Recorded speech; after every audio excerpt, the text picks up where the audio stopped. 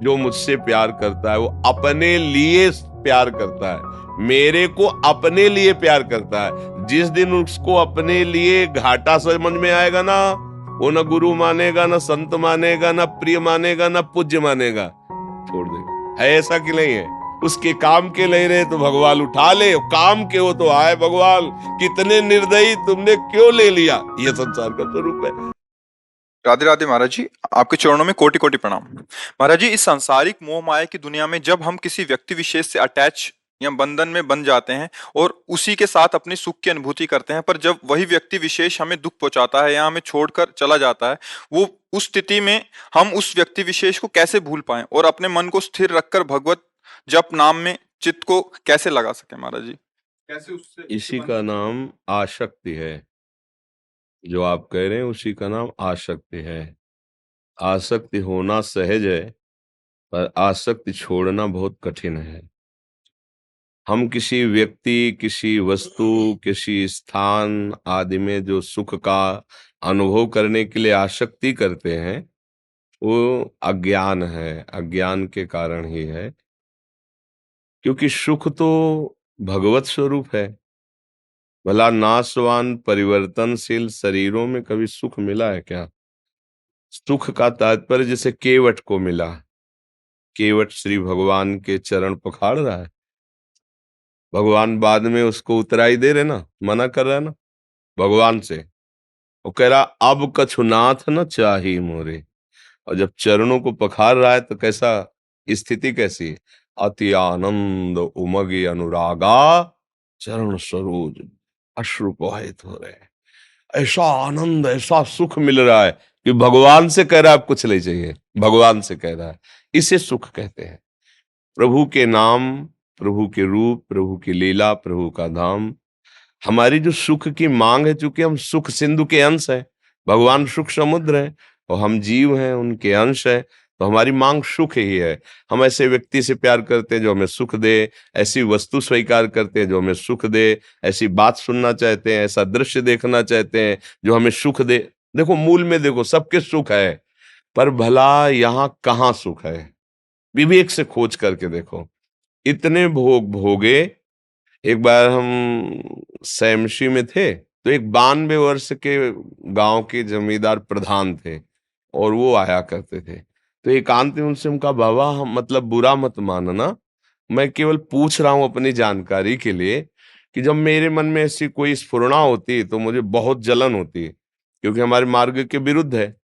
तो हमें लगता है कि मन को हम समझाते हैं कि बस 20-30 वर्ष की बात है, इसके बाद तो शांत होता है।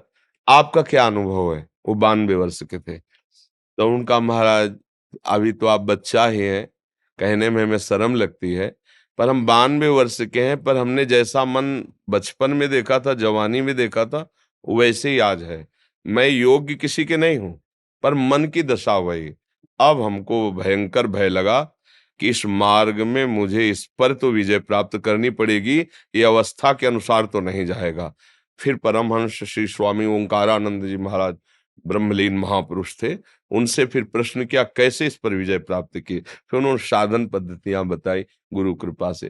तो ये जो हम सोचते हैं कि इन भोगों के भोगने से सुख मिलेगा, सच्ची बात देखो, आप लोग तो गृहस्थी में हो, कहाँ आपको ऐसा लगा कि अब कृत कृत्य भयो मैं, हे नाथ आज मैं तृप्त हो गया, अब नहीं चाहिए। ये कुछ क्षण के लिए भले थोड़ा मन तुम्हें ऐसा बावरा बना दे कि बस, लेकिन उसी उसी दूसरे दूसरे क्षण के लगते ही मन तुम्हें दूसरे भोग में, फिर बार बार भोगने की इच्छा, फिर नवीन। इसका मतलब है नहीं, अगर होता तो तृप्ति मिल जाती ना। तो हम अगर किसी व्यक्ति से या वस्तु से, आप तो व्यक्ति की बात कर रहे हैं, कितने ऐसे नशेबाज लोग हैं जो कहते हैं मैं ये नशा नहीं छोड़ सकता, इसके बिना मैं जी नहीं सकता। अब आप बताओ, अपना जीवन किसी नशे के अधीन कर देना, किसी व्यक्ति के अधीन कर देना, किसी भोग के अधीन कर देना, ये अज्ञान के कारण ही तो होता है। तो सुख भगवान में है, ये पता नहीं है हमें। हमें लगता है सुख भोगों में है, और भगवान ने इस पूरे संसार को रच के एक पोस्टर लगा दिया, दुखालयम अशाश्वतम।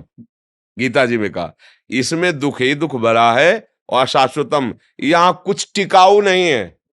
सब परिवर्तनशील, सब नाशवान। आज तुम्हें कोई प्यार से गले लगाएगा, कल वही तुम्हारी तरफ देखेगा नहीं, जब तुम उसके काबिल नहीं रह जाओगे। या नवम नवम, मन का क्या कार्य क्या है? नवम नवम।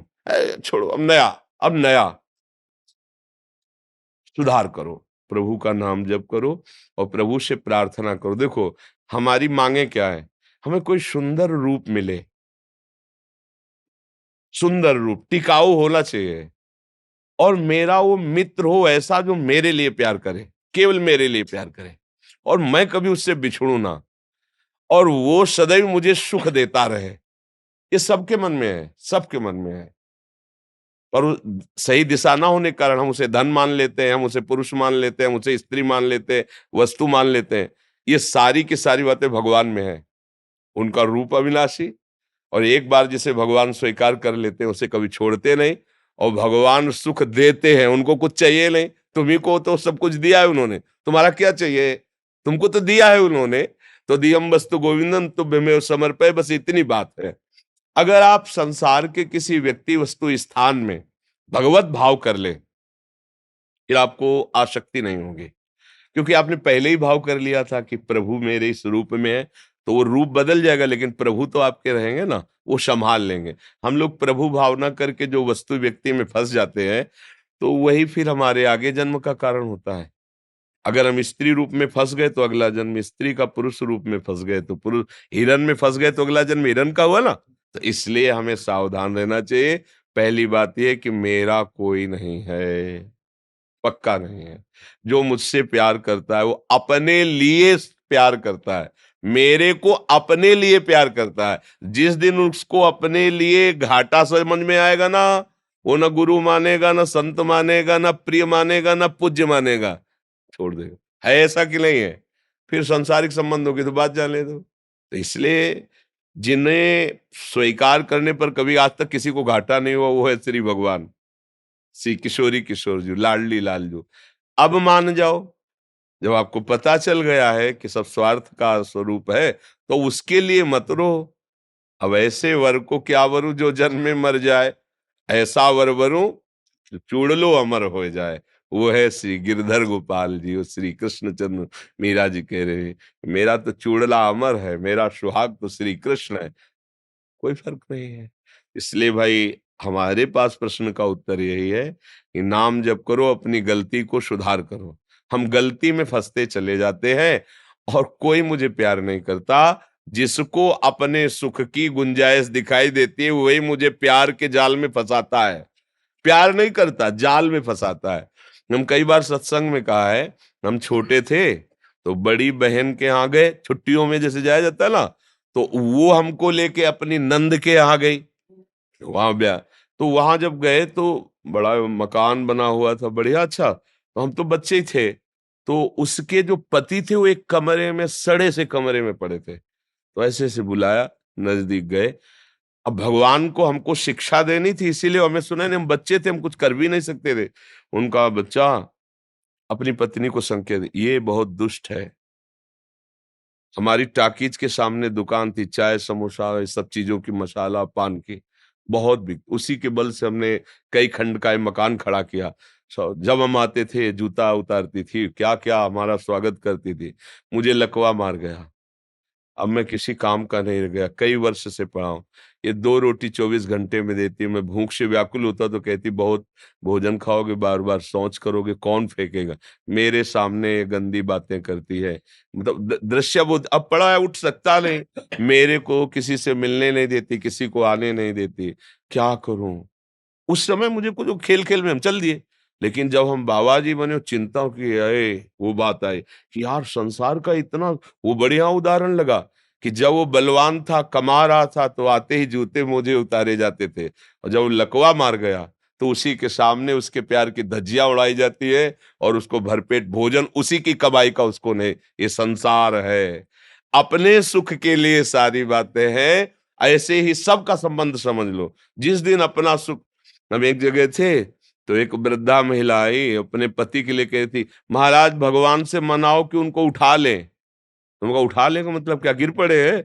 बोले नहीं, वो पड़े पड़े हगते रहते, बड़ी दुर्गति प्राप्त करे, उठा लें। तो हम कहा तो लड़का है, बहू है, तुम है, सफाई करो, उनकी सेवा करो। बोले अब सब नहीं होता, बस आप इतनी कृपा करो, भगवान उठा ले। ये है संसार, ये है संसार। उसके काम के नहीं रहे तो भगवान उठा ले, काम के हो तो आए भगवान, कितने निर्दयी तुमने क्यों ले लिया। ये संसार का स्वरूप है। तो आप समझो, थोड़ा विवेक को जागृत करो, मोह का नाश होगा। होए विवेक मोह भ्रम भागा, तभी भगवान से प्यार होगा, तभी तुम्हें विश्राम मिलेगा।